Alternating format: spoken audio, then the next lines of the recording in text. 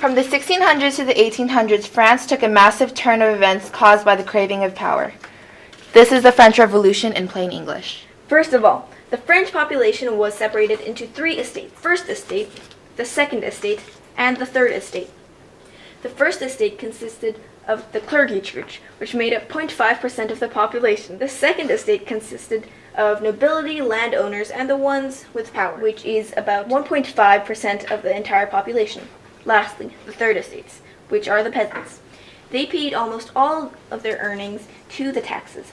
98% of the population consists of peasants, providing food for the First Estate by paying most of the taxes. They made very little income, yet still had to give up 70% of their income paying for the other estates' luxuries. This economic injustice played a big role in triggering the French Revolution. However, that is not all. Peasants who already have little money to spend had their taxes and prices of bread raised. Additionally, they had a bad year with crops. While the peasants were suffering, the Second and the First Estate had absolutely no taxes to pay. One could view all of France's economy depending on the Third Estate, while the higher classes were partying and binging. France was an absolute monarchy.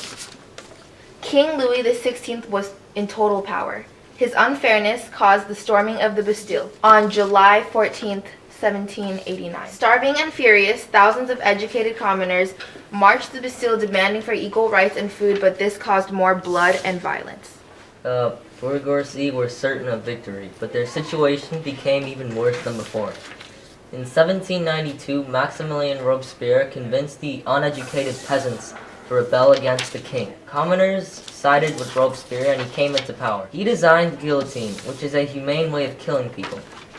There would be a blade at the top, and when the rope was pulled, the blade would chop the person's head off. However, the guillotine oftentimes would fail to fully chop the head off and only cut through the neck halfway. The person would still be alive for the first few drops of the blade. And since the person wasn't quite dead yet, they'd have to continue dropping the blade until the person was completely dead. The previous ways of executing people would be drawing people, which is tying each limb to a horse, and they would slap the horse's butt so they would run in different directions and tear the person apart. They then came up with the guillotine, which killed over 40,000 people. They were also burned at the stake and drowned by tying rocks to their feet. Louis XVI and Marie Antoinette were both beheaded by the guillotine, who attempted to escape in 1791 from Paris, but were captured and brought back.